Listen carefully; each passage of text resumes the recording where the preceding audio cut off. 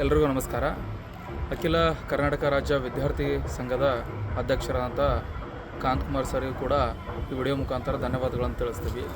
ಏನಪ್ಪ ಅಂತಂದ್ರೆ, ಮೊದಲು ನಮಗೆ ಗುಲ್ಬರ್ಗ ಹೋರಾಟ ಮುಗಿದಾಗ ಕೆಲವೊಂದಿಷ್ಟು ಸಂಘಟನೆಗಳು ಏನು ಮಾಡಿದ್ರಪ್ಪ ಅಂತಂದ್ರೆ ಫೋನ್ ಮಾಡಿ ಕರೆದ್ರು. ಕರೆದ ತಕ್ಷಣ ನಾವು ಹೋದ್ವಿ. ಅಲ್ಲಿಗೆ ಹೋಗಿದ ತಕ್ಷಣ ಏನಾಯ್ತಪ್ಪ ಅಂತಂದರೆ ಎಲ್ಲರೂ ಸರಿ ಹೋರಾಟ ಮಾಡೋಣ ಅಂತ ಹೇಳಿದ್ರು. ಆಮೇಲೆ ಆಯಿತು, ಎಲ್ಲ ಕಡೆನೂ ಒಳ್ಳೆ ರೀತಿಯಲ್ಲಿ ಹೋರಾಟ ಮಾಡೋಣ, ಆಮೇಲೆ ವಿದ್ಯಾರ್ಥಿಗಳಿಗೆ ಒಂದು ಒಳ್ಳೆಯ ಭವಿಷ್ಯ ನಿರ್ಧಾರ ಆಗುತ್ತೆ, ಕಾಲ್ಫಾರ್ಮ್ ಕೂಡ ಆಗುತ್ತೆ, ಇದನ್ನು ಬಿಡೋದು ಬೇಡ, ಅನಿರ್ದಿಷ್ಟಾವಧಿ ಧರಣಿ ಕೂರೋಣ ಧಾರವಾಡಲ್ಲಿ ಅಂತಂದು ಒಂದು ಮಾತುಕತೆ ನಡೀತು. ಆ ಮಾತುಕತೆ ಹೆಂಗೆ ನಡೀತು ಅಂತಂದರೆ ಒಂದು ನೈಟ್ ಅಷ್ಟೇ ಇರ್ತದು ಮಾತುಕತೆ. ಬೆಳಗ್ಗೆ ನಾವು ನೋಡಿದ್ರೆ ಇಡೀ ಅದು ಓಪನ್ ಆಗಿ ಎಲ್ಲ ಕಡೆ ವೈರಲ್ ಆಗಿಬಿಟ್ಟಿತ್ತು. ಯಾವ ರೀತಿ ವೈರಲ್ ಆಗಿತ್ತಪ್ಪ ಅಂತಂದರೆ ಎಲ್ಲ ಕಡೆ ಗೊತ್ತಾಗ್ಬಿಟ್ಟಿತ್ತು ಮುಂದಿನ ಹೋರಾಟ ಏನು ಅಂತಂದು. ನಾವಿನ್ನೂ ಮಾತಾಡ್ಕೊಂಡಿದ್ದೀವಿ, ಜಸ್ಟು ಮಾತಾಡ್ಕೊಂಡು ಹೋಗಿವಿ. ಹೀಗಾಗಿ ಮತ್ತೆ ನೆಕ್ಸ್ಟ್ ಏನಪ್ಪ ಅಂತಂದರೆ ಒಬ್ಬರ ಮೇಲೆ ಒಬ್ಬರು ಗೂಬೆ ಕೂರಿಸೋದು. ಇವಾಗ ಹೇಳ್ತೀನಿ, ಇವಾಗ ಒಬ್ಬರು ಕಾರ್ ತೊಗೊಂಡ್ರೆ ಏನಪ್ಪ ಅಂತಂದರೆ ಸುಮ್ಮನೆ ಎಲ್ಲಿಂದ ಬಂತು ದುಡ್ಡು, ಒಬ್ಬರು ಏನು ತೊಗೊಂಡ್ರೆ ಫೋನ್ ತೊಗೊಂಡ್ರೆ ಎಲ್ಲಿಂದ ಬಂತ ದುಡ್ಡು, ಆಮೇಲೆ ಒಬ್ಬರು ಮನೆ ತೊಗೊಂಡ್ರೆ ಎಲ್ಲಿಂದ ಬಂತು ದುಡ್ಡು. ಅವನು ಹೊಲ ಮಾರಿನೂ ತೊಗೊಂಡಿರ್ಬೋದು ದುಡ್ಡು, ಹೊಲ ಮಾರಿಬಿಟ್ಟು ದುಡ್ಡು ಬಂದಿರೋ ದುಡ್ಡಲ್ಲೂ ತೊಗೊಂಡಿರ್ಬೋದು, ಇಲ್ಲ ಸಾಲ ಮಾಡೋದ್ರೂ ತೊಗೊಂಡಿರ್ಬೋದು. ಇದಕ್ಕೆ ಎಲ್ಲನೂ ನೀವು ಪರ್ಟಿಕ್ಯುಲರ್ ಎಲ್ಲರಿಗೂ ಹೇಳೋದು ಒಂದೇ, ನಾವು ಯಾರಿಗೇ ಅಲ್ಲಿ ಮಾತಾಡೋರಿಗೆ ನಾವು ಮೇನ್ ಏನಪ್ಪ ಅಂತಂದರೆ ಪಾರದರ್ಶಕವಾಗಿ ಹೋಗಿ ಅವ್ರ ಹತ್ರ ಕೂತ್ಕೊಂಡು ಮಾತಾಡಿ ಬಂದು, ಇಲ್ಲ ಅಂತಂದರೆ ಕೇಳಿ, ಬಂದು ಕಾಲ್ ಮಾಡಿ ಕೇಳಿ, ಎಲ್ಲನೂ ಮಾಡಿ. ಅವಾಗ ಏನಾಗುತ್ತೆ ಅಂತಂದರೆ ನಿಮಗೂ ಒಂದು ಕ್ಲಾರಿಟಿ ಸಿಗುತ್ತೆ. ಸುಮ್ಮನೆ ಒಬ್ಬರ ಬಗ್ಗೆದಾಗೆ ಮಾತಾಡಿದ್ರೆ ಆ ವ್ಯಕ್ತಿದೇ ವರ್ಚಸ್ ಜಾಸ್ತಿ ಆಗೋದು, ಮಾತಾಡಿದಷ್ಟು ನಿಮ್ಮದೇ ಬೆಲೆ ಕಡಿಮೆ ಆಗೋದು.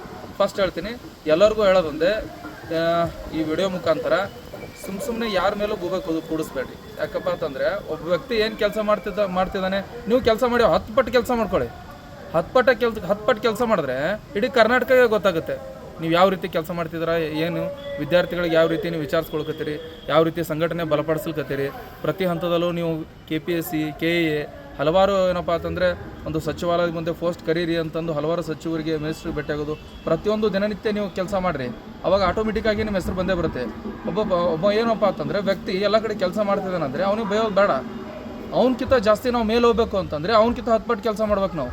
ಹಾಗೆ ಮಾಡಿ ದಯವಿಟ್ಟು ನಾವು ಹೇಳೋದು ಒಂದೇ, ಯಾರಿಗೂ ಏನಪ್ಪ ಅಂತಂದರೆ ಮಾತಾಡಬೇಡಿ. ಫಸ್ಟು ಯಾವುದೇ ಮಾತಾಡಬೇಕಾದ್ರೂ ಏನಪ್ಪ ಅಂತಂದರೆ ಮಾತಾಡಿದಷ್ಟು ಅವ್ರದ್ದೇ ವರ್ಚಸ್ ಜಾಸ್ತಿ ಆಗುತ್ತೆ, ಯಾರ್ದು ಜಾಸ್ತಿ ಆಗಲ್ಲ. ಇನ್ನೊಂದು, ಎಲ್ಲ ವಿದ್ಯಾರ್ಥಿಗಳಿಗೆ ಗೊತ್ತು, ಆಲ್ರೆಡಿ ಫಿಕ್ಸ್ ಆಗಿದ್ದಾರೆ ಎಲ್ಲರಿಗೂ. ಯಾಕಪ್ಪ ಅಂತಂದರೆ ಇಡೀ ಇಂದಿರಾ ಕ್ಯಾಂಟೀನ್ ಹೆಂಗಿದೆ ಹಾಗೆ ವಿದ್ಯಾರ್ಥಿಗಳ ಪಾಲಿಗೆ ಇಂದಿರಾ ಕ್ಯಾಂಟೀನ್ ಯಾರಾಗಿದ್ದಾರೆ ಅಂದರೆ ಕಾಂತಕುಮಾರ್ ಸರ್ ಆಗಿದ್ದಾರೆ.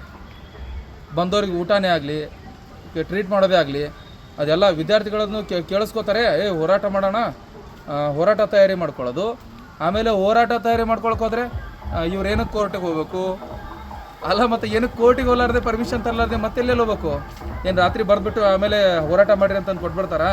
ವಿದ್ಯಾರ್ಥಿಗಳ ಮೇಲೆ ಕೇಸ್ ಬಿದ್ದರೆ ಅದೇ ಗತಿ. ಪ್ರತಿಯೊಂದಕ್ಕೂ ಏನಾಗುತ್ತೆ ಅಂದರೆ ರೂಲ್ಸ್ ರೆಗ್ಯುಲೇಷನ್ಸ್ ಅಂತ ಮಾಡಿರ್ತಾರೆ, ಅದ್ರ ಪ್ರಕಾರ ಹೋಗ್ತಿರುತ್ತೆ.